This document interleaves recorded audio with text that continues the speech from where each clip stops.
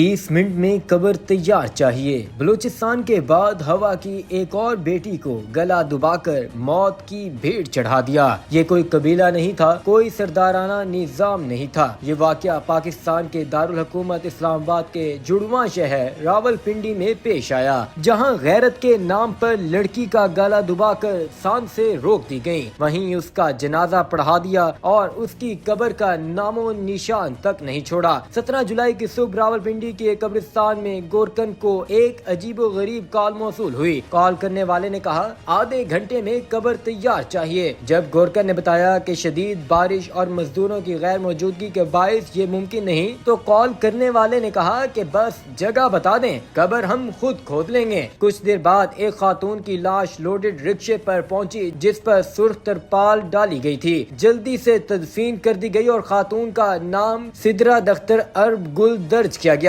پہلے تو سب عام لگا، مگر حقیقت تب سامنے آئی جب چند دن قبل تھانے میں سدرا کی گمشدگی کی رپورٹ درج کی گئی تھی۔ رپورٹ دینے والے نے خود کو سدرا کا شوہر ظاہر کیا